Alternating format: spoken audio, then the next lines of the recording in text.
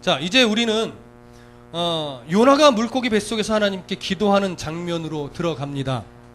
우리는 이 장면을 통해서 요나가 물속에 빠졌을 때의 모습, 물속이에요. 물속에 빠졌을 때의 모습과 그 다음에 물고기 뱃속에 있으면서 일어났던 마음의 움직임들, 이런 것들 좀 구별해서 보실 수가 있어야 됩니다. 먼저 2장으로 들어가기 전에 우리가 먼저 생각해 볼 것은 뭐냐면, 오늘 2절에도 스올의 뱃속이라고 하는 이 스올이라는 단어가 나와요. 스올. 그래서 이 스올이라고 하는 개념이 당시 고대 근동에는 어떠한 개념으로 가지고 있었나 한번 살펴볼 필요가 있습니다. 여러분, 가이드북에 제가 실어드렸나요? 네. 네. 2장에 보시면, 이제 그 가이드북에 보시면 이 스올이, 당시 사람들이 가지고 있던 이 스올의 개념이 있는데, 우리가 일반적으로 그냥 교회 안에서 갖고 있는 스올의 개념은 그냥 지옥입니다. 그렇죠? 무덤, 지옥, 이 개념으로만 우리 이해되어져 왔지만, 그 개념과 함께 당시의 문화 속에서 갖고 있는 개념들이 있어요. 네. 자, 그 개념이 뭐냐면, 사람이 죽으면 땅 밑에 있는 지하 세계로 간다고 하는 그런 생각이었어요. 그러니까 지옥의 개념과 약간 거리가 있어요. 이게 좀 애매해요. 그래서 지옥이라는 개념과는 약간 거리가 있는 그런 개념으로서, 그런 단어로서의 스올입니다. 이 견해가 성경적인 것은 아니에요. 그러나 성경적이지는 않지만 당시 이스라엘 사람들뿐만이 아니라 고대 근동의 사람들에게 어떤 죽은 자의 처소라는 개념으로 많이들 이해되어져 왔고, 그것이 스올이다라고 하는 개념으로 많이들 보편적으로 인식을 해왔던 거예요. 근데 그 개념이 어디 안에도 살며시 들어와 있었냐면 이스라엘 안에도 살며시 들어와 있었던 거예요. 예. 그것이 이제 제 주장이 아니라 여러 학자들의, 그 고고 학자들의 견해가 그렇습니다. 그리고 그게 충분히 수용할 만한 어떤 내용이라고 판단이 되어지는 것이죠.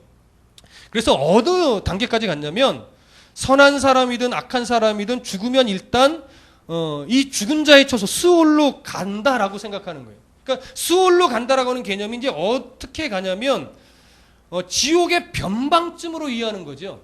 그래서 부활하신 예수님이 어떤 스올의 상층부에 있는 자를 구출한다, 이런 이상한 개념이 자리 잡게 되고, 그 개념이 이스라엘 안에도 살며시 자리 잡아서 어떤 섞이는 거예요. 예.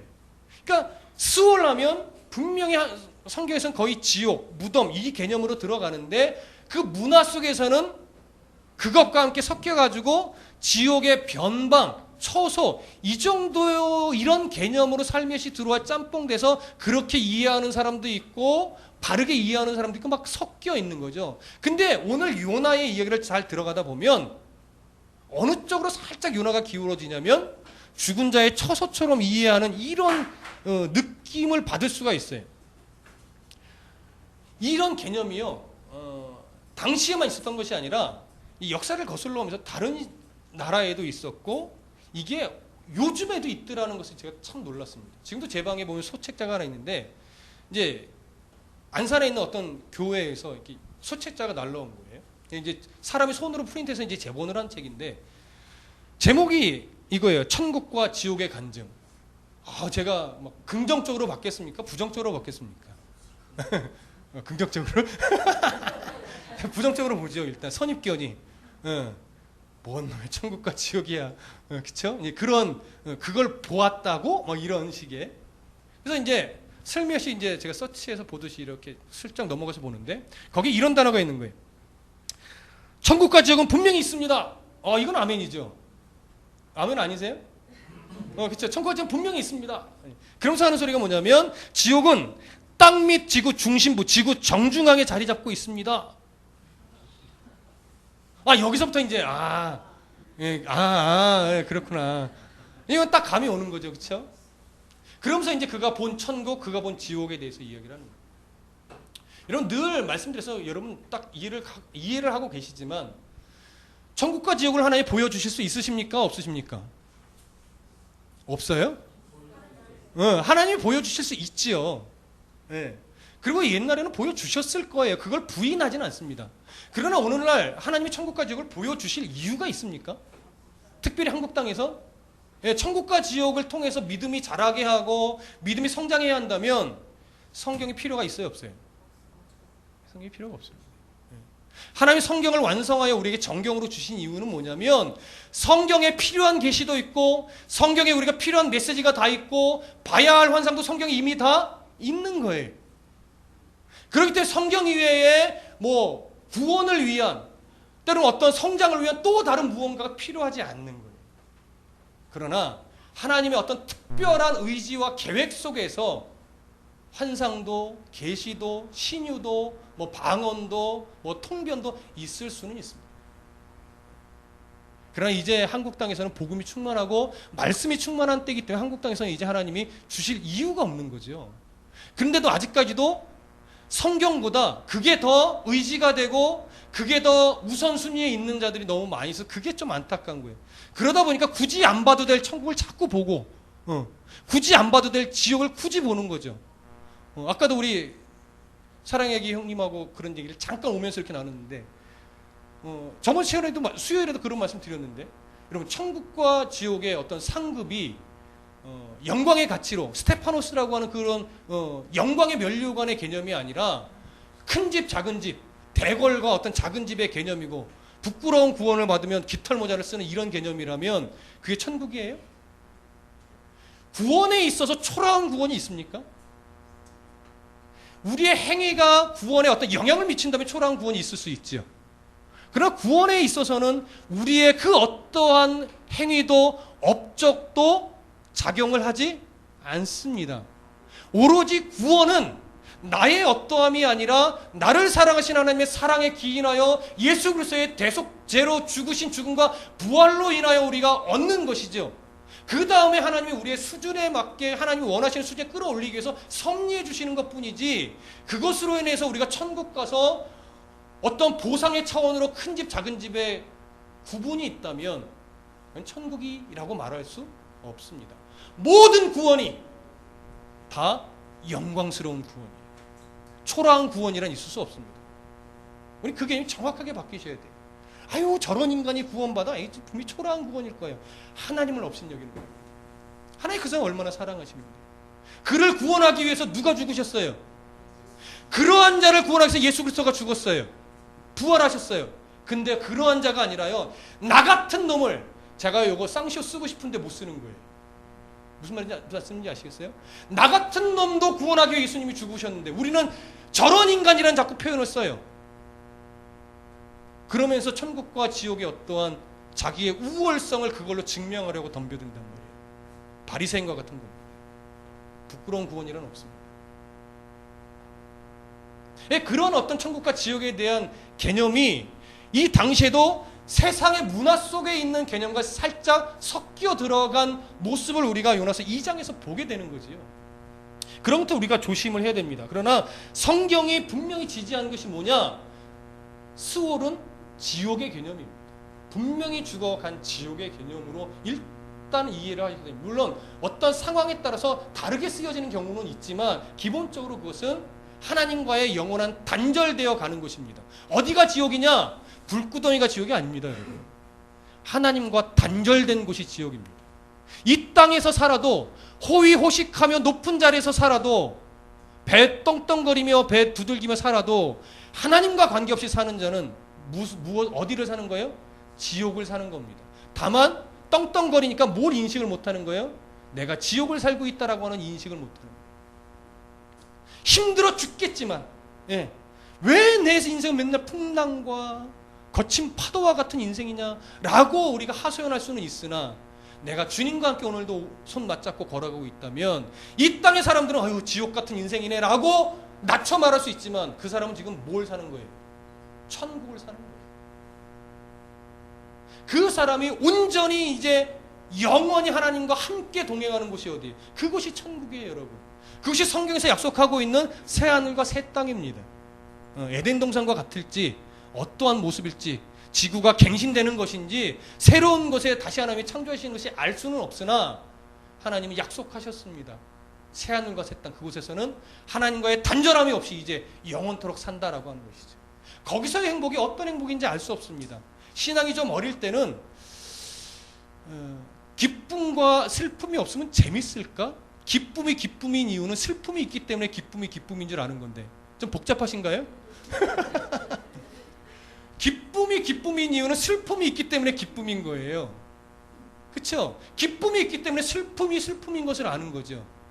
근데 천국에서는 슬픔이 없다라고 하는데 과연 거기서 기쁨을 느낄 수 있을까? 이런 참 바보 같은 생각을 한 적이 있었어요. 내가 모를 뿐이지 우리가 감히 측량할 수 없는 그런 기쁨, 우리가 상상할 수 없는 그런 기쁨이 거기서 있을 겁니다. 그렇죠? 그 기쁨을 소망하십시오. 그리고 이때 이 시대에 어떤 그 문화 속에서 잘못된 어떤 수월의 개념들에 대한 어떤 기초 지식을 가지고 조금 들어가 보겠습니다. 2장 1절 보시죠. 함께 읽습니다. 시작. 요나가 물고기 뱃속에서 그의 하나님 여호와께 기도하여, 자, 이제서야 비로소 그의 하나님 여호와라는 표현이 요나서에서 나옵니다. 그 이전까지는 자연도 하나님께 순종하고 이방 백성이 오히려 하나님을 두려워하고 큰 물고기도 하나님께 순종하는데 요나만 순종을 안 하고 있는 이 모습이 계속적으로 1장에서 대조가 되면서 드러나다가 이제 물속에 빠지면서 그가 물고기 뱃속에서 표현되는 그의 하나님 여호와, 그의 하나님 여호와입니다. 그러나 요나가 자기의 하나님 여호와께 기도했지만 누가 더 사랑해요? 하나님이 요나를 사랑하는 그 마음이 더 큽니다. 근데 요나는 지금 이제 그의 하나님 여호와께 기도합니다. 자, 2절. 이제 마음이 하나님께로 돌아선 요나의 기도로 들어가는데 2절 다 같이 읽어보겠습니다. 시작. 이르되 내가 받는 고난으로 말미암아 여호와께 불러 아뢰었더니 주께서 내게 대답하셨고 내가 스올의 뱃속에서 부르짖었더니 주께서 내 음성을 들으셨나이다. 자, 여기서 이제 우리가 중요한 게 있어요. 우리 첫 번째 질문 그걸 드렸죠. 요나가 부르짖었던 스올의 뱃속은 어디일까요? 이렇게 질문을 드리면서 참고를 이렇게 됐어요. 3절부터 7절의 내용이 물고기에게 삼키기 전인지 후인지를 좀 살펴보세요. 이런 질문을 제가 이제 적어 드렸는데 지금 스올의 뱃속에서 내가 부르짖었더니 주께서 내 음성을 들으셨나이다 하면서 이것에 대한 부연 설명이 3절부터 7절의 내용이에요. 자, 그러면 3절부터 7절의 내용이 물속에서입니까? 큰 물고기에게 먹혀서 뱃속입니까? 물고기 뱃속입니까? 어디죠? 아, 물속이에요, 여러분. 3절부터 7절의 내용 한번 읽어볼까요? 다 같이 쭉 읽어보겠습니다. 함께 3절부터 7절 시작. 주께서 나를 깊음 속 바닷 가운데 던지셨으므로 큰 물이 나를 둘렀고 주의 파도와 큰 물결이 다 내 위에 넘쳤나이다. 내가 말하기를 내가 주의 목전에서 쫓겨났을지라도 다시 주의 성전을 바라보겠나이다 하였나이다. 물이 나를 영혼까지 둘러싸우며 깊음이 나를 에워싸고 바다풀이 내 머리를 감쌌나이다. 내가 산의 뿌리까지 내려갔사오며 땅이 그 빗장으로 나를 오래도록 막았사오나 나의 하나님 여호와께서 주께서 내 생명을 구덩이에서 건지셨나이다. 내 영혼이 내 속에서 피곤할 때에 내가 여호와를 생각하였더니 내 기도가 주께 이르렀사오며 주의 성전에 미쳤나이다. 요 내용이 바로 2절에서 스올의 뱃속에서 내가 부르짖더니 주께서 내 음성을 들으셨나이다 이 고백이에요. 그럼 내 음성을 들으셔서 하나님이 행해 주신 결과가 뭐예요? 물고기가 입을 벌려 삼켜 그를 죽지 않게 만드신 거죠. 이해되십니까? 그래서 이 스올의 뱃속이라는 개념이 학자들 간에 두 가지로 딱 팽팽하게 갈라지는 거예요. 물고기 뱃속이다. 아니다. 깊은 물 속에서 죽음의 위기 속에서 한 것이다. 이런 두 가지로 갈라지는 거예요. 그러나 문맥을 보면 이것은 물고기 뱃속이 아니라 어디요? 바닷속에서 지금 사투를 벌이며 기도하는 그 내용이에요. 그럼 이것이요, 사투를 벌이는 게 시간이 얼마나 걸렸을까요? 네, 그리 길지 않은 시간이에요. 죽음의 위기를 좀 거쳐보신 분은 아시죠? 순간 몇 초 사이에서도 나의 태어나서부터 지금까지가 파노라마처럼 쫙 흘러가는 거 보이기만 해요?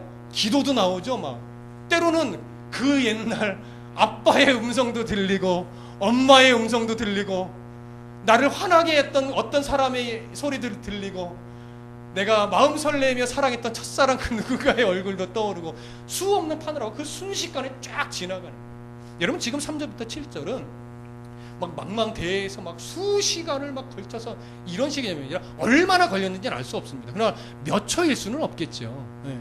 지금 요나는 내가 니누에로 가느니 차라리 바다에 빠져 죽겠다라고 해서 선원들에게 나를 바다에 던지시오 해서 던져진 자예요. 그러니까 그의 개념 속에 왜 앞에 이 수울이라는 개념을 설명을 드렸냐면, 요나는요 지금 바다에 나를 던지라고 한 게 죽음의 공포가 아니라 차라리 수울로 가는 게 낫겠다, 죽은 자의 처소로 내가 가겠다, 이런 식의 개념이 좀 있는 것으로 많은 학자들이 밝히는 거예요. 그러니까 죽음의 공포를 아직 모르는 거죠. 그러니까 그것이 이제 조금 내려가 보면 나오는데, 그런 죽음의 공포에 있는 입장보다는 뭐가 조금 더 가깝다고 보여지냐면, 그 당시 갖고 있던 스월의 어떤 개념, 지구 중앙에 있는 지옥의 변방, 죽은 자의 처소, 여기에 가서 내가 차라리 그곳에 가겠다, 내가 니누에로 가느니 그게 더 낫겠다, 지금 이런 식의 개념이 있는 것으로 보여지는 거예요. 근데 이것이 학자들의 견해이기 때문에 꼭 그런 것은 아니에요. 그러나 요나의 심정이 지금 죽는 것이 낫겠다라고 하는 것은 이런 문화가 영향을 미쳤다고 충분히 볼 가능성이 있는 거죠. 그래서 여러분들에게 좀 꺼내 드리는 겁니다. 자, 그러면 그가 이제 스올의 뱃속에서 부르짖는 내용이 3절부터 7절의 내용이라고 하면, 자, 3절부터 4절 한번 다시 읽어보겠습니다. 3절과 4절 시작. 주께서 나를 깊음 속 바닷 가운데 던지셨으므로 큰 물이 나를 둘렀고 주의 파도와 큰 물결이 다 내 위에 넘쳤나이다. 내가 말하기를 내가 주의 목전에서 쫓겨났을지라도 다시 주의 성전을 바라보겠나이다 하였나니, 이게 바로 이제 다시 하나님 앞에 내 마음을 드리겠습니다, 하나님 나에게 지시하신 걸 내가 지키겠습니다, 이런 마음이 있는 거죠. 귀한 고백이에요. 그럼에도 불구하고 요나가 아직 꺾지 못한 아집이 있어요. 여기 두 군데가 나와요. 그게 뭐죠? 한번 살펴보실래요? 자, 3절에서 하나가 나오고 4절에서 하나가 나와요. 3절에서 그의 이 고백은 귀한데 아직도 버리지 못한 아집이 뭘까요? 3절에서 3절 보세요. 주께서 나를 깊음 속 바닷 가운데 던지셨어요. 자, 주님이 던졌어요? 지 아집 때문에 물속에 빠진 거예요. 날 던져라 바다에. 이건 오히려 하나님 앞에 뭐라고요? 차라리 내가 죽겠습니다, 니누에로 가느니. 그거예요. 하나님이 인신제물을 받으신 것이 아니란 말이에요. 그래서 던져졌는데, 이것을 요나는 물고기 뱃속에서, 깊은 물속에서 뭐라고 표현하냐면 주께서 나를 던졌습니다. 물론 좋게 표현하면 그것을 하나님의 섭리로 인정하는 것일 수 있지요. 그러나 지금 흘러가는 문맥은 아직 그것을 긍정적으로 보기는 좀 어렵다라고 하는 것이죠. 또 하나, 4절에서는 이렇게 말하죠. 내가 말하기를 내가 주의 목전에서 어떻게 해요? 쫓겨났어요. 하나님이 쫓아냈어요? 자기의 어떠한 자기가 갖고 있는 거룩한 명분, 공의가 하나님이 생각하는 공의가 다르기 때문에 나는 하나님의 뜻을 인정할 수 없습니다. 어떻게 니느웨 같이 악한 성이 멸망을 면하면 됩니까? 그건 공의가 아닙니다, 하나님 하면서 나는 인정 못해, 니느웨 갈 수 없어요 하고 도망갔던 거란 말이에요. 자기가 도망간 것을 오늘 뭐라고 표현해요? 주의 목전에서 쫓겨났다고 표현하는 거예요.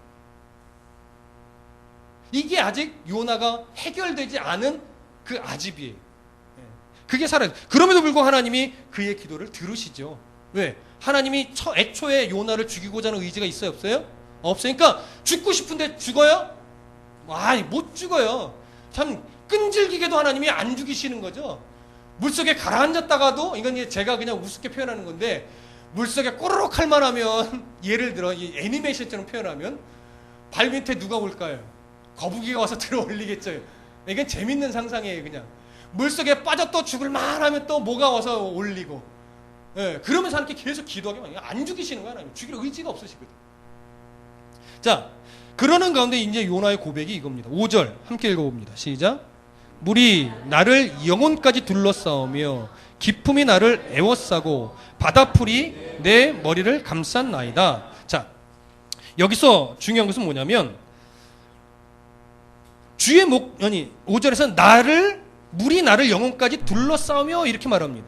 물이 나를 영혼까지 둘렀다는 것은 뭘 말하냐면, 파도에 휩쓸려서 이리 쏠리고 저리 쏠리다가 점점 뭐예요? 물속에 가라앉는 그런 위기의 상황을 지금 말하는 겁니다. 그리고 기품이 나를 에워쌌다라고 하는 이 표현 또한 요나가 이제 슬슬 정신이 혼미해지는 그 죽음의 위기 속까지 지금 내려가고 있는 거예요. 그래서 세 번째로 바다풀이 내 머리를 감쌌나이다 하는 것은 이제 요나의 몸뚱아리가 어디까지 간 거예요? 예, 바다까지 가라앉은 거지. 근데 아직 하나님이 안 죽이셔요. 그래서 바다풀이 내 머리를 감쌌나이다. 바다에 그 바닥에 있는 그 바다까지 가라앉아서 지금 죽음의 위기 앞에 놓여 있는 거예요. 그 지경 속에서 기도가 터져 나오는 거죠. 그러고서 나서 이제 6절을 이렇게 연결해요. 내가 산의 뿌리까지 내려갔사오며 땅이 그 빗장으로 나를 오래도록 막았사오나 나의 하나님 여호와여 주께서 내 생명을 구덩이에서 건지셨나이다. 여기 보면 산의 뿌리까지 내려갔다라는 하는 표현이 나옵니다. 이것은 이제 무엇을 이해해야 되냐면 당시 그 고대 근동에 팽배했던 어떤 세계관을 좀 이해해야 되는데, 당시 세계관 안에는 뭐가 있었냐면 세상의 모든 산들의 뿌리가 땅속에 깊이 박혀 있다라고 하는 개념이 있었어요. 근데 그 땅속에 깊이 박혀 있는 산들의 뿌리가 바다까지 있는데 바다가 그 뿌리를 덮고 있다라고 하는 이제 개념을 고대 근동에 갖고 있었는데, 이 개념이 요나에서 안에도 이제 투영되어 있는 것이죠.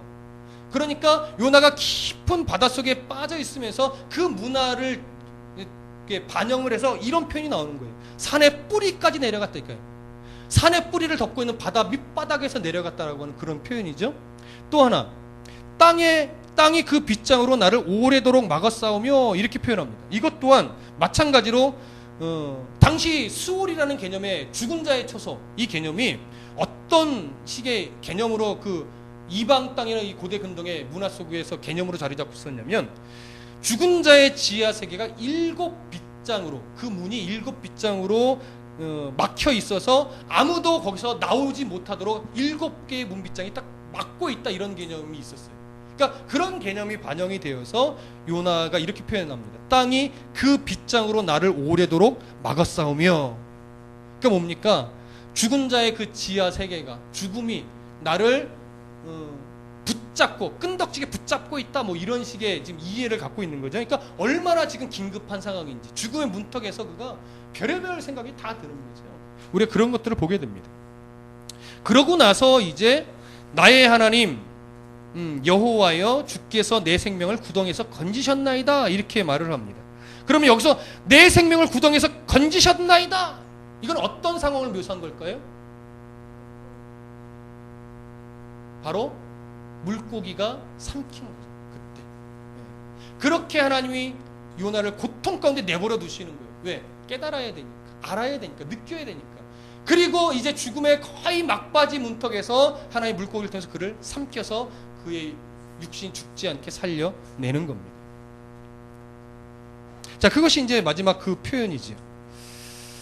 스월에 대한 개념은 아직 정확하지 않았던 것처럼 보이는 이제 내용입니다. 이제 8절과 9절을 좀 읽어보시죠. 8절과 9절. 함께 읽습니다. 시작. 거짓되고 헛된 것을 숭상하는 모든 자는 자기에게 베푸신 은혜를 버렸사오나 나는 감사하는 목소리로 주께 제사를 드리며 나의 소원을 주께 갚겠나이다. 구원은 여호와께 속하였나이다 하니라. 자, 어디서 드리는 기도입니까? 그렇죠. 여기서부터 이제 여기가 물고기 뱃속에서 드리는 기도예요. 요나가 이제 마음이 바뀝니다. 그렇게 고집부리던 요나가 이제 서원을 합니다. 무슨 서원일까요? 정확하게 알 수는 없으나 우리는 충분히 짐작할 수 있습니다. 서원의 내용이 뭘까요? 네, 말씀대로 니느웨로 가겠습니다. 나를 살려만 주시면, 이제 물속의 뱃속에서 나와서 살려만 주시면 하나님이 말씀하신 대로 니느웨에 가서 하나님이 전하라는 메시지를 전하겠습니다. 이 서원이겠죠. 근데 하나님 원하시는 고백을 들었어요. 근데 그 앞에 아직도 버리지 못한 또 하나가 나와요. 아집이. 그게 뭘까요? 8절. 거짓되고 헛된 것을 숭상하는 모든 자는 자기에게 베푸신 은혜를 버렸사오나. 자, 누구를 말하는 걸까요? 기본적으로 이방 사람이죠. 우상을 섬기고 하나님을 거절하는 이방 사람을 향하여 이렇게 표현하는 겁니다. 근데 이걸 조금 더 깊이 들어가면 누구를 지칭하는 걸까요? 니느웨 사람들을 말하는 거예요. 그러니까 아직 뭘 못 느끼는 거예요? 니느웨 성 사람들을 사랑하시는 하나님의 마음을 아직 못 느끼는 거예요. 그래서 아직 뭘 구별해요? 이스라엘과 이방 사람을 구별해서 우리는 선민이며 이방 사람 다 개만도 못한 민족이다. 이런 개념을 아직도 버리지 못한 거예요. 그래서 그 물고기 뱃속에 있으면서도 하나님 앞에 마음을 돌이켜 내가 말씀대로 가겠습니다라고 하는 소원을 하는 와중에도 이렇게 자꾸 나누는 기도를 하는 거죠. 오늘날 우리가 참 위험한 생각들이 이런 유입니다. 이런 유. 신앙은 어디에 뿌리 박아야 된다? 어디요? 말씀. 목사에게 뿌리 내려라? 교회에 뿌리 내려라? 신앙은 말씀에 뿌리를 내려야 돼요. 근데 우리가에게 위험한 것이 뭐냐면 교회가 규모가 커지고 조금 이름이 나면 신앙의 뿌리가 교회에 박혀요. 그러면서 무슨 자랑이 되냐면 교회 자랑이 돼요. 교회 자랑이 나쁜 건 아닌데 하나님이 뒤로 밀립니다. 우리 교회가 얼마나 예쁜 줄 알아? 우리 목사님이 얼마나 말을 잘하는 줄 알아? 우리 목사님 목소리가 우리 간사님 찬양이 잘하는 게 뭐가 중요한데요? 우리 목사님이 설교를 좀 세련되게 하는 게 뭐가 중요한데요? 중요한 건 뭐예요? 찬양 속에 하나님이 보이느냐? 설교 가운데 하나님이 보이느냐? 이게 가장 중요하죠. 근데 그걸 자랑 삼는 성도들이 별로 없단 말이에요. 마치 큰 교회 다니는 것이 내 신앙이냐? 내가 제자 훈련을 받고 무슨 교육을 패스한 것이 내 신앙이냐? 내가 40일 금식 기도를 몇 번 했으면 그것이 내가 고급한 신앙으로 자리 잡은 것이냐? 어깨 힘주고 잘난 척하지만 하나님 보시는 게 그거예요? 얼마나 그 신앙이 말씀의 뿌리를 박혀서 정말 일상의 그 소소한 삶 속에서 정말 네가 그리스도인으로 살아가느냐? 성도 다음의 옷을 입고 있느냐? 너 표정 속에 하나님이 있냐? 너는 작은 것 갖고 세상에서 안 싸우니? 너 예수 믿기 때문에 정말 자존심 죽이고 있어? 하나님 그거 보시는 거죠. 하나님 때문에 즐겁게 포기할 수 있는 것들이 많아져야 돼. 하나님 때문에 기쁘게 내 자존심을 누를 수 있는 일들이 많아져야 돼요. 하나님 때문에 기꺼이 내가 취할 수 있는 이익을 좀 버릴 수 있는 그게 되어야 된다고요. 그게 신앙의 자랑이 되어야 돼요. 입으로 떠벌리는 자랑이 아니라 하나님 제가 이렇게 하나님 앞에 나아가고 있어요. 근데 힘들어요. 그러니 도와주세요. 하나님이 안 도와주시겠습니까? 그 신앙 고백을 들어주죠. 견딜 수 있는 힘을 주고 은혜를 주고. 불에 대도 안 아프다는 거 아니에요. 찔려도 안 아프다는 거 아니에요. 찔리면 아프죠. 왜 안 아파요? 기도하면 찔리는데 안 아파요? 기도하면 불 속에 들어가도 막 안 죽어요? 여러분들이 다니엘의 새 친구입니까? 아니에요. 예수 믿어도 아플 건 아프고 예수 믿어도 죽을 사람은 죽고 예수 믿어도 다칠 사람은 다치는 거예요. 근데 뭐가 달라요? 그 상황을 이겨내는 표정이 다르다고요. 그 상황을 이겨내는 자세가 다르다고요. 그 상황 속에서 입술이 감사하고 표정이 하나님을 노래하고 삶 속에 그리스도의 흔적이 나타나니까 비록 세상 속엔 참 볼품 없는데 영원히 천국을 살아요. 여러분, 교회 건축 안 하면 어떻습니까? 목회 끝날 때까지 월세로 교회가 있으면 어떻습니까? 예배당인데 살아계신 하나님이 이 자리에 임재해 있으면 몇만 명 교회가 부러워요? 부러우세요? 가세요. 부러우면 지는 거예요. 뭐가 부러워요? 하나님의 말씀이 살아있고 그 하나님이 내 삶을 붙잡고 있으면 부러울 게 없는 거예요. 그 사람이 사는 삶이 천국이에요. 그렇게 훈련이 돼요. 세상 속에서 그리스도인으로 사는 실력을 발휘하고 그 실력이 주님 만날 때 잘하였다, 착하고 충성된 내 종이었다라는 칭찬을 받는 거예요. 그 사람이 영광의 멸류관을 받고 기쁨으로 하나님 나라에서 영원한 삶을 살아가는 거죠. 그거면 다잖아요. 더 필요하세요? 더 필요하지 않습니다, 여러분. 그게 우리의 신앙이에요. 근데 요나는 아직 오늘 본문 안에서만큼은 아직 그 신앙이 아니라는 거지. 자, 네 번째 질문은 이렇게 드렸어요. 요나가 물고기 뱃속에서 제사하며 하나님께 드렸던 소원은 어떤 것일까요? 아까 여러분들이 얘기했습니다. 네, 하나님 말씀하신 대로 니느웨로 가겠습니다. 마지못해 하는 소원이에요. 사실은 마지못해, 어쩔 수 없이. 그러고 나서 5번 질문을 이렇게 드려요. 9절에서 말하고 있는 구원은 어떤 구원일까요? 자, 9절 한번 보세요. 나는 감사하는 목소리로 주께 제사를 드리며 나의 소원을 주께 갚겠나이다. 구원은 여호와께 속하였나이다 하니라. 자, 어떤 구원입니까? 이 구원은, 요나가 말하는 이 구원은. 말들을 거의 입에서 이렇게 안 하시는데, 내가 천국 가는 구원이에요? 아니요. 물고기 입에서, 뱃속에서 토해내지는 구원을 말합니다. 나를 죽이지 않고 물고기 뱃속에서 토해내셔서 살려내 주시면 내가 어딜 가겠다? 니느웨로 가겠다 이거예요. 그 하나님 원하시는 소리를 듣고 이 소리를 배에서 했어야죠. 배에서. 그렇죠? 이제야 하는 거예요. 그래 하나님이 포기하지 않으셨기 때문에 이 소리를 듣습니다. 그러고 나서 10절 여호와께서 그 물고기에게 말씀하시매 요나를 육지에 어떻게 해요? 토해내니라. 네. 어느 육지에 토해냈는지 정확하게 알 수 없습니다. 네. 어쩌면 욥바일 수도 있겠죠. 네. 그가 배를 탔던 그곳일 수 있겠죠. 그러나 추측일 뿐입니다.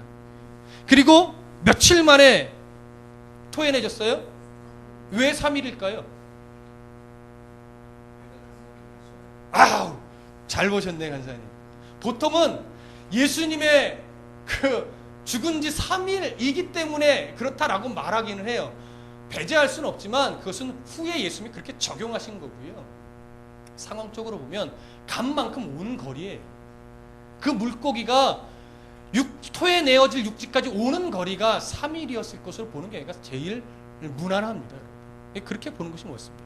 그것이 3일이었고 그 요나가 물고기 뱃속에 들어갔다가 나와서 결국은 하나님의 뜻대로 니느웨에서 선포를 했기 때문에 그리고 그들 안에 회개의 역사가 일어났기 때문에 예수님이 그것을 어떻게 해요? 표적으로 인용하신 거란 말이에요. 그건 이제 좀 이따가 조금 더 구체적으로 보겠습니다.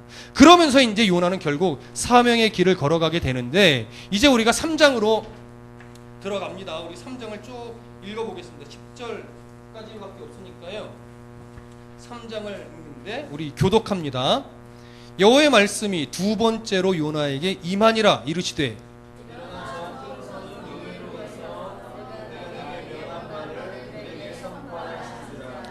요나가 여호와의 말씀대로 일어나서 니느웨로 가니라. 니느웨는 사흘 동안 걸을 만큼 하나님 앞에 큰 성읍이더라.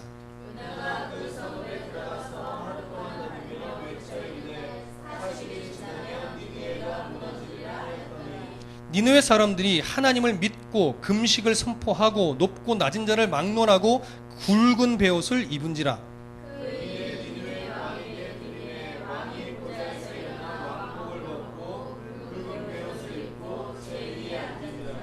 왕과 그의 대신들이 조서를 내려 니느웨에 선포하여 이르되 사람이나 짐승이나 소떼나 양떼나 아무것도 입에 대지 말지니 곧 먹지도 말 것이요 물도 마시지 말 것이며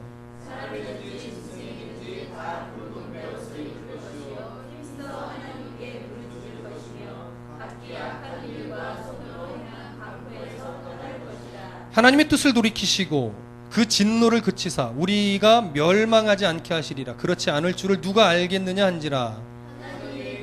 행한 것 곧 악한 길에서 돌이켜 떠난 것을 보시고 하나님이 뜻을 돌이키사 그들에게 내리리라고 말씀하신 재앙을 내리지 아니하시니라. 아멘. 자, 1절과 2절을 보면 여호와의 말씀이 두 번째로 요나에게 임하여 이르시되 일어나 저 큰 성읍 니느웨로 가서 내가 네게 명한 바를 그들에게 선포하라 이렇게 말씀하시면서 이제 3장이 시작이 되는데 여호와의 말씀이 두 번째로 요나에게 임하였다라고 하는 이 말씀은 우리에게 뭘 시사해 주냐면 요나가 물고기 뱃속에서 토해내어졌을 때의 시간과 지금 하나님이 다시 요나에게 두 번째로 말씀이 임한 이때까지의 어떠한 시간적인 뭐가 있다? 간격이 있다라고 보여지는 구절인 거예요. 사학자들은 이 사이에 어떤 일이 있었느냐라고 할 때 일단 요나가 물고기 뱃속에 토해진 후에 어디로 갔을까요? 니느웨로? 아니죠. 예루살렘으로 먼저 가서 제사를 드려야죠. 하나님 앞에. 제사를 드리고 그 다음에 어디로 갔을까요? 보통 자기 고향으로 갔을 것으로 봅니다. 이제 거기서 정비를 해야죠. 이제 니느웨로 갈 준비를 해야 되겠죠. 그런데 문제는 뭐냐면 왜 두 번째로 여호와의 말씀이 요나에게 임하여야 했을까요? 이렇게 질문해 볼까요? 여호와의 말씀이 두 번째로 임할 필요가 있어요? 있어요, 없어요? 있어요? 왜 없죠? 네. 서원했고 서원대로 정비하고 뭐 하면 돼요? 가면 돼요.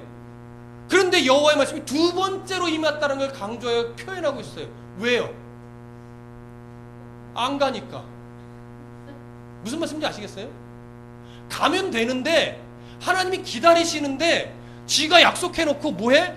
안 가요. 왜 안 갈까요? 가기 싫으니까. 간단해요. 가기 싫으니까. 왜 가기 싫어요? 처음부터 가기 싫었거든요. 왜요?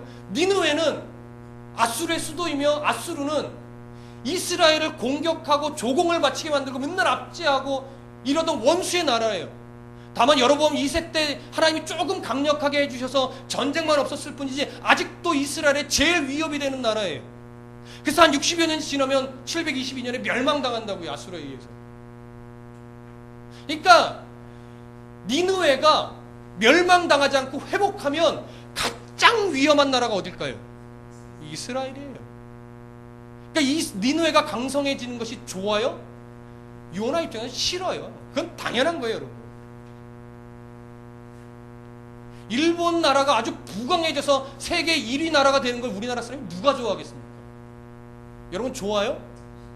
이왕이면 어느 나라가 세계 1위 나라가 됐으면 좋겠어요?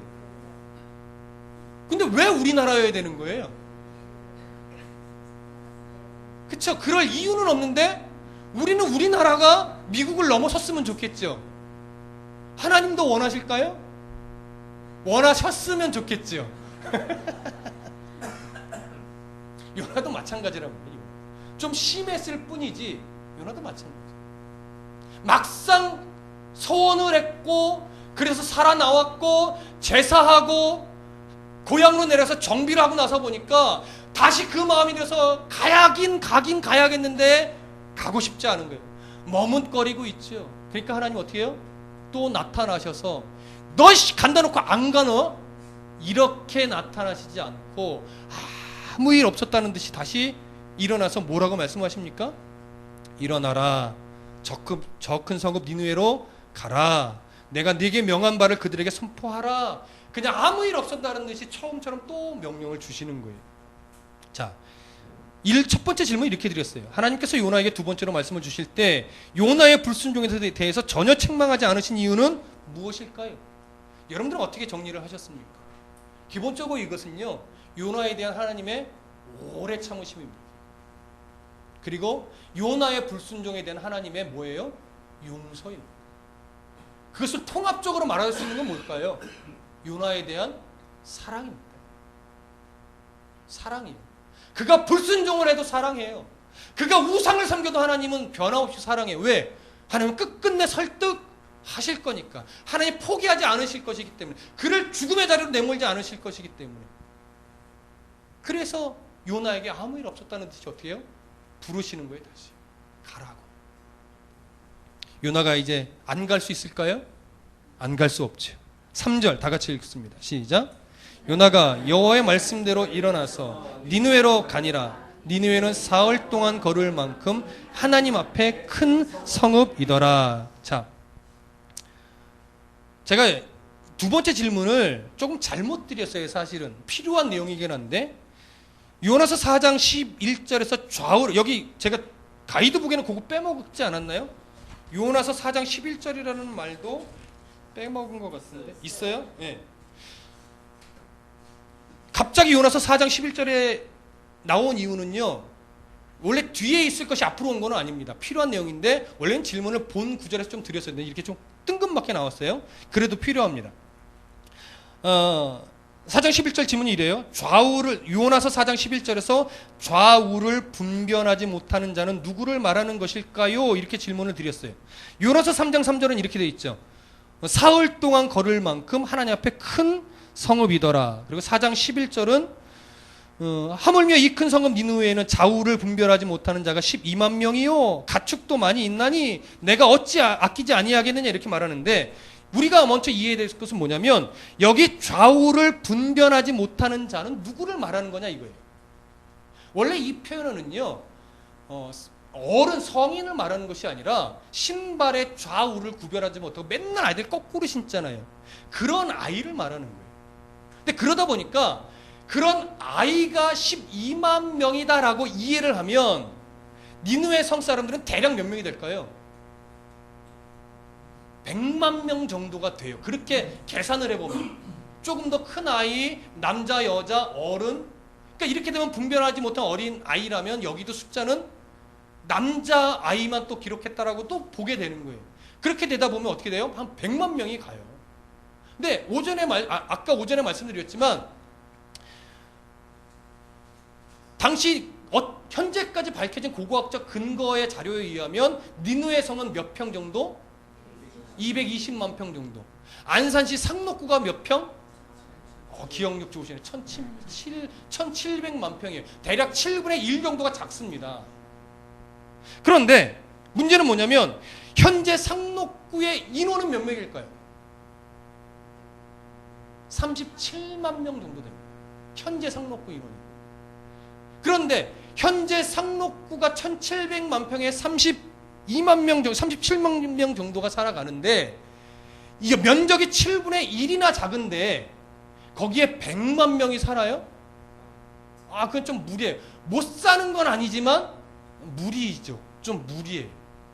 그래서 만약에 그걸 100만 명으로 보는 학자들의 견해는요, 이 니느웨 성의 규모를 어느 정도 규모로 보는 거냐면 둘레가 100km 정도 수준으로 보는 거예요. 그러면 가능해요. 그러나 우리는 일단 현재까지 드러난 고고학적인 자료를 근거로 해서 보면 그렇게 크지 않다라고 보는 거죠. 둘레가 몇 킬로? 13km 정도 보기 때문에 그렇게 100만 명이 살 수 없습니다.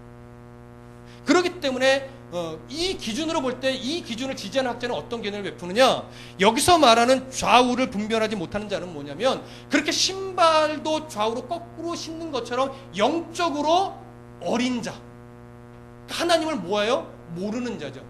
그들의 숫자가 12만 명이다라고 하는 숫자로 인식을 하는 겁니다.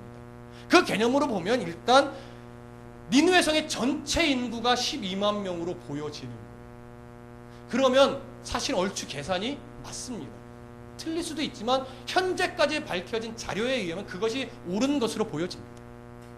자, 그렇게 해서 그렇게 12만 명이 있어요. 그러면 여러분 보십시오.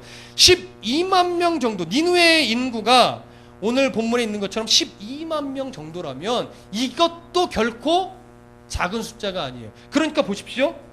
3절로 다시 돌아와 보면 요나가 여호와의 말씀대로 일어나서 니느웨로 가니라. 니느웨는 사흘 동안 걸을 만큼 하나님 앞에 큰 성읍이라 할 때 이 큰 성읍은 첫 번째로는 인구 숫자로도 결코 작은 숫자가 아닙니다.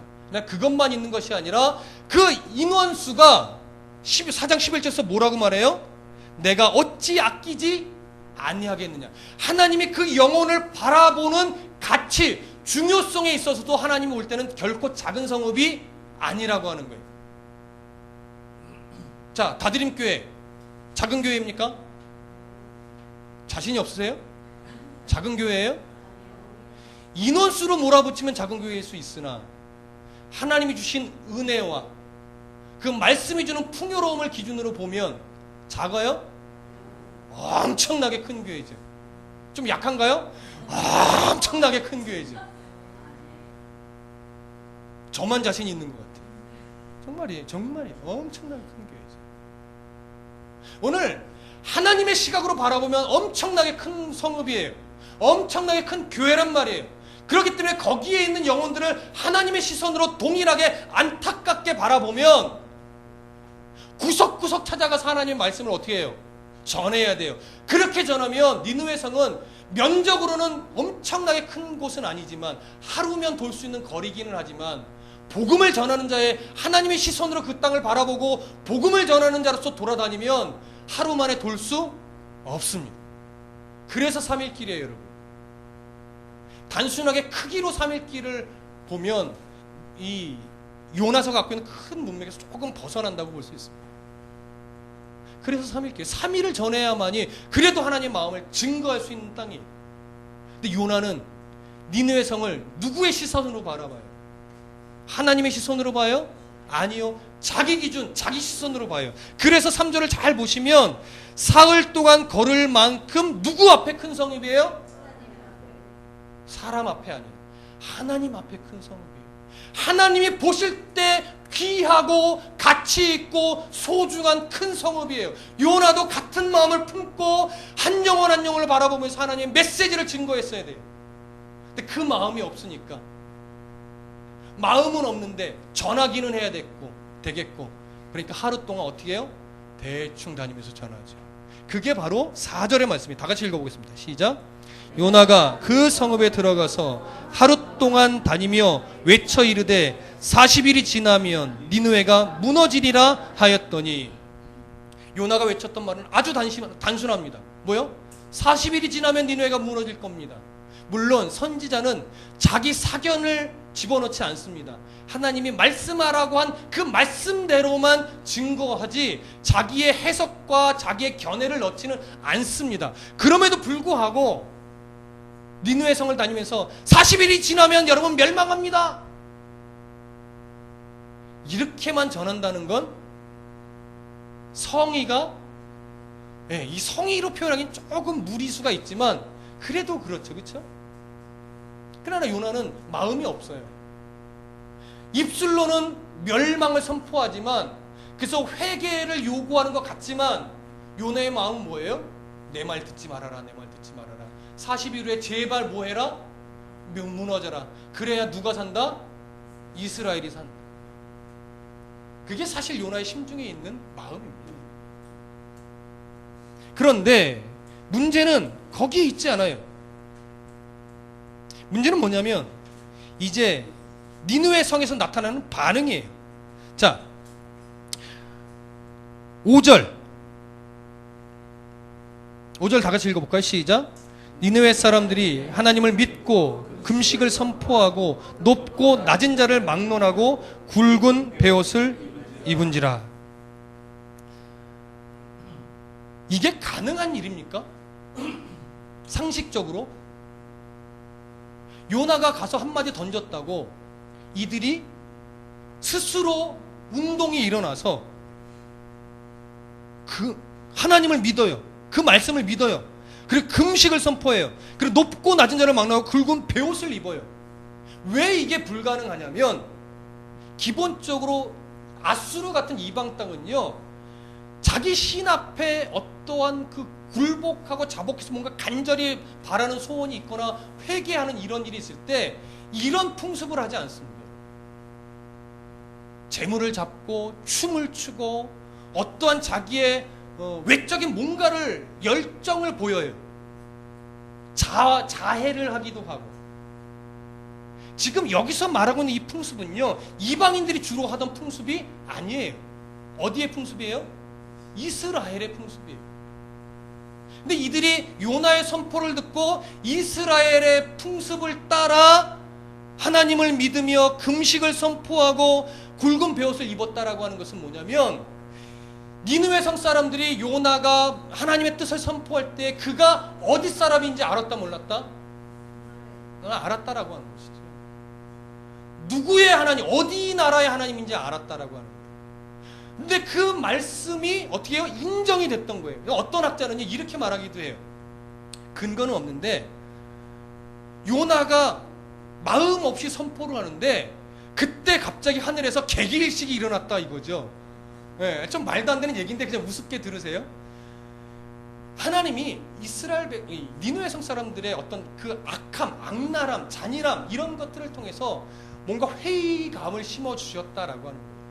근데 그런 와중에 도대체 삶이란 뭐냐 뭐 이런 고뇌 있잖아요. 이렇게 사는 것이 옳은 것인가 뭐 예를 들어서 이런 고뇌를 주셨다고 할 때 마침 그런 고뇌에 빠져 있는데 하늘에 개기일식이 일어나서 온 땅이 어두워지는 거예요.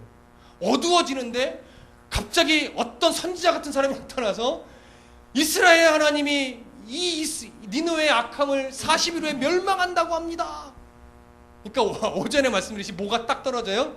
아다리가 맞아 딱 떨어지는 거죠. 그래서 우리가 고민했던 그게 맞나 보다. 우리가 악하게 살았나 보다. 어떻게 돌이켜야 될지 몰랐는데 이스라엘의 한 선지자가 나와서 외치는 소리가 한 신의 음성으로 들리는 거죠. 그러면서 어떻게 돼요? 왜 그 나라의 하나님이니까 그 나라의 풍습대로 회개함이 일어나요. 물론 개길식이 일어났다는 말은 아닙니다. 예. 무엇으로밖에 이걸 설명할 수 없느냐? 하나님의 준비하셨음으로밖에 설명할 수가 없는 거예요. 요나의 노력으로 그들이 열심히 복음을 전했더니 그들이 회개했다? 이거 아니라고요. 요나가 물론 하나님의 부르심을 따라 가서 하나님의 원하시는 메시지를 전한 건 맞습니다. 그러면 그 메시지 때문에? 아니요. 니느웨 성 사람들을 하나님이 사랑했기 때문에 그래요. 여러분, 목사가 설교하는 어떤 스타일이 참 재미없고 두서도 없고 말주변이 없어도, 그래서 좀 세련된 사람은 우리 목사님 설교 재미없어라고 말할 수 있을지 몰라도 그 가운데 은혜 받는 성도가 있다 없다? 이단적인 메시지 아닌 이상, 이단적인 메시지에 은혜 받는 사람은 이건 뭔가 좀 문제가 심각한 거고요. 참 어눌하면 한 메시지임에도 불구하고 그것이 하나님의 뜻 안에 있는 메시지라면 아무리 재미없어도 은혜 받는 성도가 있다. 이유는 물론 그 목사님도 하나님의 귀하게 사용하시기 때문에 그렇지만 중요한 건 뭐다? 성도를 사랑하시기 때문에 어떠한 말씀이든지 은혜를 끼치는 것은 하나님의 능력이다 이거예요. 하나님의 은혜다. 그래서 바울 사도가 참 말주변이 없던 사람이잖아요. 말주변이 얼마나 없었냐면 바울파와 아볼로파가 갈라진 거예요. 바울은 신학적인 깊이는 깊은데 말주변이 없어서 성도들이 설교를 하면 못 알아먹어요. 근데 아볼로는 신학적인 깊이도 깊고 말주변도 최고인 거죠. 그러니까 바울도 원하지 않고 아볼로도 원하지 않았는데 파가 갈라져서 아볼로가 더 설교 최고야. 아니야, 바울이 최고야. 뭐 이렇게 된 거예요. 바울이 그 소리를 듣고 뭐라고 합니까? 우리는 뿌리는 자다, 물 주는 자다. 자라게 하시는 이는 누구다? 하나님이다. 그러면서 했던 말이 뭐냐면 아볼로나 나나 주신 만큼 전하는 거다. 누가 잘했느니 가르지 말아라. 주신 것 가지고 우리는 전하는 자일 뿐이다 이거예요. 근데 자꾸 사람은 누가 더 좋은 애 나쁜 애 가르는 거죠. 하나님이 원하시는 게 아니에요. 제가 목사로 안수를 받고 말씀으로 하나님이 저를 자꾸 때리시면서 개척을 할 때 이 고질병이 뭐냐면 강해 설교 안 하는 목사님들은 다 가짜야 이런 식의, 그렇게 말하고 그렇게 생각한 건 아닌데 그런 식의 어떤 마인드가 제 속에 있었어요. 왜 강해 설교를 안 해? 목사님들이 책임감 없이 막 이런 거. 근데 목회를 해보니까 그게 아니었어요, 여러분. 강해 설교든 일반 설교든 중요한 건 뭐예요? 하나님의 마음을 전하느냐 아니냐였어요. 아무리 세련돼도 하나님의 마음이 전하지 않으면 그건 가짜예요. 아무리 어눌해도 강해 설교가 아니라 그냥 주제 설교여도 거기에 뭐가 있으면 돼요? 하나님의 마음이 있으면 돼요. 하나님이 주신 것 가지고 하는 거예요, 여러분. 그러나 말씀에 대한 어떠한 그런 정직한 준비는 분명히 필요한 거죠. 그건 왜? 목회자의 본분이니까. 그걸 잃어버리면 안 되는 거예요. 나는 연구 안 해도 돼. 본문만 딱 펼치면 하나님 뭘 말씀할지 다 줘. 저는 그거는 인정 못합니다. 성경이 얼마나 어려운데. 아무 준비 안 하고 딱 기도 한 번 하고 성경을 딱 펼치면 설교할 본문이 나와요? 그것만큼은 제가 인정을 못해요. 왜? 그거는 자기의 어떠한 해야 될 본분을 지금 벗어난 거기 때문에. 무슨 말씀인지 이해되시죠?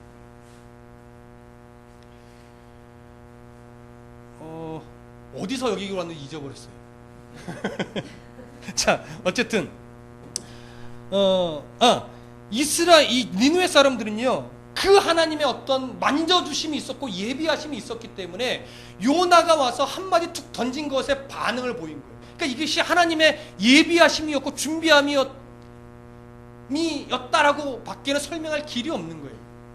그러니까 이것이 기적이에요. 그러면 요나가 자기가 마음 없이 던진 그 한마디에 니느웨 성 사람들이 이런 회개 안 하고 하나님 앞에 엎드리는 이 모습을 보면서 결국은 뭘 느끼게 돼요? 나의 완악함을 보고 현재 여로보암 2세 그 왕을 필두로 해서 금송아지를 섬기며 하나님을 떠나 있었던 이스라엘의 그 죄악을 봐야 되는 거예요. 우리가 니느웨 같이 악한데, 니느웨는 회개하는데 우리의 백성은 회개하지 않고 저렇게 강팍해 있으니 어찌합니까? 하나님, 나를 다시 이스라엘로 보내셔서 그들에게 회개를 선포할 수 있도록 해주십시오. 이게 요나가 선지자로서 마땅히 반응해야 될 반응이었단 말이에요. 근데 그걸 봐요? 못 봐요. 그게 지금 속상한 거예요, 여러분. 하나님의 초점은 니느웨나 이스라엘이나 똑같이 사랑하지만 지금 하나님의 중심은 어디에 있냐면 이스라엘이 회개하고 돌아오기를 바라는 거예요. 악한 니느웨도 그 회개하라는 한마디에 그들이 돌이켜서 왕부터 서민에 이르기까지 베옷을 입고 제 위에 앉고 금식을 선포하며 짐승까지도 금식을 선포했는데, 그렇게 하나님 앞에 돌이키고 있는데 요나도 회개하지 않고 이스라엘도 회개하지 않고, 요나는 이스라엘에게 회개를 선포해야 함에도 불구하고 그 마음조차 갖지 않고 있으니 우리 하나님의 마음이 얼마나 찢어지겠느냐. 여러분, 그걸 보셔야 돼요. 그 개혁되고 돌이키는 기간이 40일이었어요. 요나에게 있어서 그 40일은요, 니느웨가 이제 40일이면 멸망하겠지? 멸망을 기다리는 40일이었지만 하나님이 주신 40일은요, 이 니느웨가 회개하고 돌이켜서 변화하는 기간이었어요. 참 재밌는 것은 오늘 4절에 요나가 그 성읍에 들어가서 하루 동안 다니며 외쳐 이르되 40일이 지나면 니느웨가 무너지리라. 이 무너지리라고 하는 이 히브리 단어 하파크라는 단어인데, 이 단어의 원래 기본 의미는 그야말로 멸망하다라는 거 하는 거예요. 근데 재밌는 것은 부차적인 이순위의 의미가 있어요. 그게 변화하다, 개혁하다라는 의미예요. 요나는 이 단어를 멸망하는 것으로 봅니다. 근데 우리 하나님은 그 단어를 어떻게 바라보셨을까요? 니느웨 사람들이 변화하고 돌이키는 개혁의 시간으로 우리 하나님 보시는 겁니다. 그러니까 지금 요나와 하나님은요, 바라보는 시선에 아주 큰 차이가 있어요. 그게 빨리 하나님의 시선으로 요나가 돌아와야 돼요. 그게 너무 중요합니다. 그러면 우리가 5절부터 지금 8절까지의 내용이, 9절까지의 내용이 아시다시피 니느웨 성사람들이 회개하는 모습이고, 그 소문을 니느웨 왕이 듣고 회개하는 장면이에요. 함께, 야, 니들 이방 선지자가 무슨 뭐 그런 말 했다, 그걸 믿고 그걸 지금 그 짓을 하고 있어, 이렇게 반응한 것이 아니라, 그래 그것이 맞다, 나도 회개하겠다. 그래서 왕이 조서를 내려서 공포까지 해요. 보십시오. 7절, 왕과 그의 대신들이 조서를 내려 니느웨에 선포하여 이르되 사람이나 짐승이나 소떼나 양떼나 아무것도 입에 대지 말지니 곧 먹지도 말 것이요 물도 마시지 말 것이며 사람이든지 짐승이든지 다 굵은 베옷을 입을 것이며 힘써 하나님께 부르짖을 것이며 각기 악한 길과 손으로 행한 강포에서 뭐예요? 떠날 것이라. 이게 바로 지금 니느웨에서 일어났던 일이에요. 한 가지 아쉬운 것은 굳이 짐승까지 금식을 하고 베옷을 입을 필요는 없어요. 그쵸? 물론 천을 덮은 거겠지만, 그러나 그런 행위는 아직 니느웨 성의 사람들이, 왕이 이스라엘의 풍습을 온전히 모르기 때문에 그래서 그렇게까지 한 거예요. 근데 학자들은 이렇게 설명을 합니다. 그럼에도 불구하고 짐승이 금식을 하면 돼요, 안 돼요? 안 돼요. 그건 본능에서 움직이는 동물이라서 금식하면 죽어요. 근데 학자들이 말하는 것이 뭐냐면, 그런데 니느웨 성의 짐승들도 물도 안 마시고 금식하는데 삐쩍 마르거나 죽은 짐승이 없더라, 이렇게 이야기를 합니다. 어떤 근거에서 말하는지는 모르겠지만, 근데 말이 돼요. 하나님 앞에 서원하며 금식하며 짐승까지도 금식을 시켰는데 하나님이 그 짐승을 죽여요? 나는 그런 풍습 없다. 짐승은 죽여라. 짐승은 죽지만 너희들만 살려줄게. 이래요? 우리 하나님 그런 하나님 아니시라고. 비록 조금 잘못된 모습이 있을지라도 하나님 앞에 드려주신 것을 하나님 받아요, 여러분. 그 얘기 드렸잖아요. 여러분들이 우리 교회 큰 모토 중에 하나가 뭐냐면 기독교적인 미신을 없애는 거예요. 무슨 말씀인지 아시죠? 우리들이 모르는 사이에 기독교적인 미신 풍습이 많이 자리 잡고 있어요. 아직도 우리가 몰라서 하는 것들이 있습니다. 그걸 말씀으로 찾아서 우리가 자꾸 깨트려야 되는데, 그럼에도 불구하고 아직 우리들 안에 옛날 어르신처럼 정한수 떠놓고 빌듯이 하나님을 섬기는 자들이 있어요. 그런데 하나님이 그건 무조건 싫어하실까요? 그렇지 않단 말이에요. 그 신앙의 수준에 맞게 비록 그럼에도 불구하고 하나님 받으실 건 받아요. 그런데 이태희 목사가 말씀을 연구하는 자로서 정한수 떠놓고 빌듯한 신앙을 갖고 있으면 하나님이 그걸 용납해요? 그건 용납 안 하신다고요. 신앙이 그래서 자라야 돼요. 신앙이 자라야 돼요. 10년, 20년, 30년 다니고 말씀을 들었으면 어떻게 해요? 깨지고 부서지고 다듬어져서 어린아이의 신앙에서 벗어나야 돼요. 어린아이의 신앙이 머물러 있으면 안 된다고요. 그러기 위해서는 어떻게 해야 돼요? 말씀을 알아야 돼요. 하나님 말씀을 깨닫고 알아야 내 신앙이 어디서 연약한지를 알고 그것을 끌어내고 하나님 원하시는 조금 더 성숙한 신앙으로 갈 수 있는 거예요. 그래서 여러분 힘들지만 이 싸움을 하는 거예요. 하나님을 알아가기 위해서. 성경을 알면 뭐 얼마나 알겠습니까, 우리가? 성경을 지식적으로 알자가 아니에요, 여러분. 여기서 하나님이 어떠한 마음을 갖고 계신가 그걸 찾아가자는 거죠. 여러분들 그 하나님의 마음을 알아야 돼요. 조심해야 될 것은 우리 교회는 말씀을 얼마나 깊이 연구하는 줄 알아? 이미 이거는 지금 잘못 가는 거예요, 여러분. 말씀은 알면 알수록 고개가 숙여져야 돼요. 사랑의 교회에서 제자훈련이 우리나라에 강타를 하면서 너무나 좋은 영향을 미쳤지만 결과적으로 하나의 단점을 꼽으라면 그겁니다. 우월우식을 남겨놨습니다. 무슨 말씀인지 아시겠어요? 제자훈련을 해서 하나님을 알고 나를 알고 그래서 그리스도인으로 살아가면 아유 저 교회는 제자훈련도 안 해? 아유 수준이 낮구만. 이런 식으로 바라보는 것이 아니라 더 겸손히 낮아지고 기도해주고 섬겨주는 그런 모습으로 가야 되는데, 제자훈련을 하면 엘리트 교회고 제자훈련을 안 하면 엘리트가 아닌 교회처럼 이렇게 자꾸 우열을 나눈다고요. 그게 문제인 거예요, 여러분. 여러분 말씀을 알면 알수록 다른 교회를 존귀하게 여기고 다른 성도를 귀하게 여길 줄 아는 그런 겸손의 자세로 낮아져야 돼요. 그건 저도 마찬가지예요. 우리 교회만 잘 나가면 안 돼요. 모든 교회가 이단 아닌 이상 모든 교회가 한 교회라고 하면서 다른 교회가 가면 배신자고 우리 교회 끝까지 남으면 훌륭한 신자예요?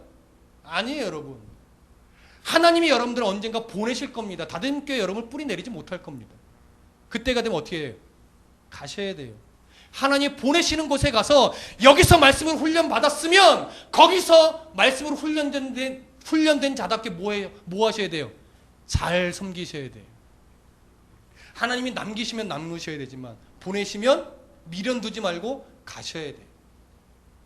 그래서 저랑 인간적으로 너무 친해지시려고 애쓰지 마십시오. 말씀의 교제만 저랑 나누시면 돼요. 하나님이 있게 하실 동안 여기 있으시면서 정말 치열한 훈련을 받으셔야 돼요. 말씀으로 책망받고 모난 부분 깎아내고. 그래서 여기서 훈련마다 삶 속에서 정말 신앙 생활을 할 수 있는 실력을 키워내서 사십시오. 그리고 하나님이 또 보내시는 곳에서 그리스도의 실력을 발휘하심으로 섬기시고 낮아지셔야 돼요. 요나가 배워야 될 게 그거였단 말이에요.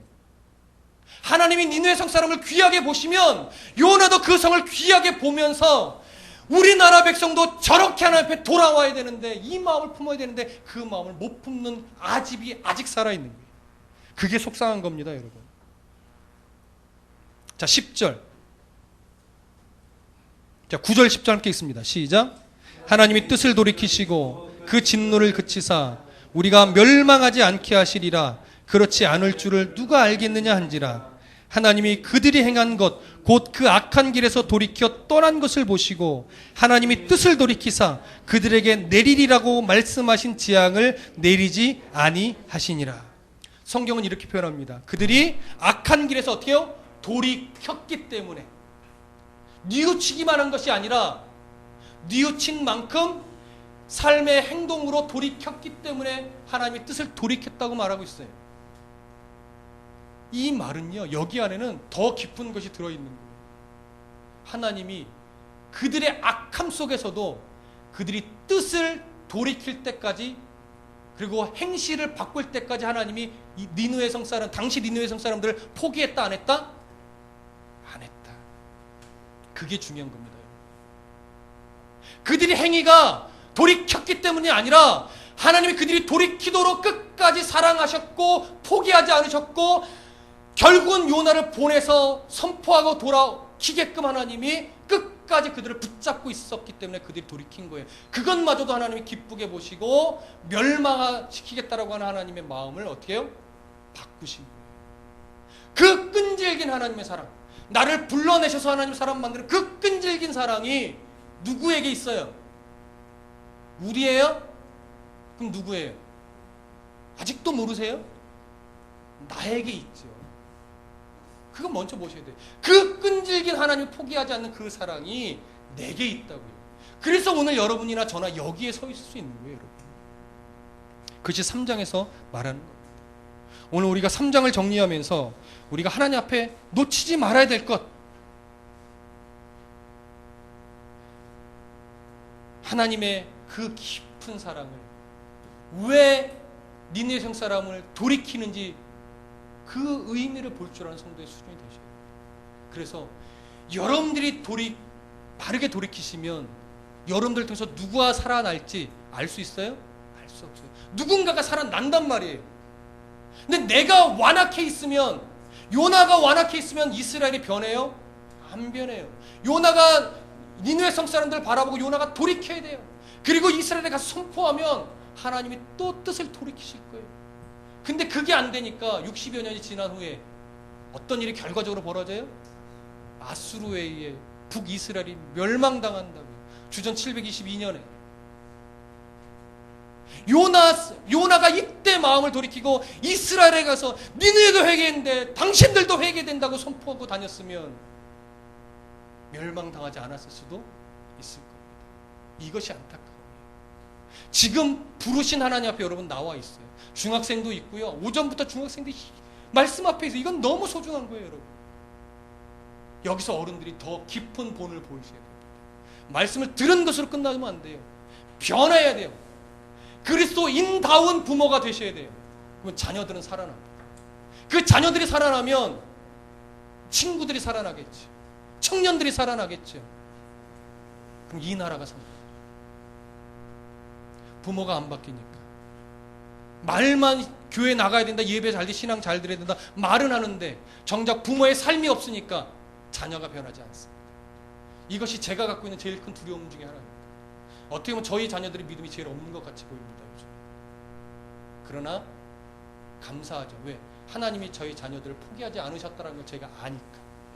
그래서 더 목사다운 목사가 되어야 되겠다는 그런 각오가 빠지지가 않습니다. 왜? 제가 교회에서만 목사하면 우리 아이들은 다 압니다.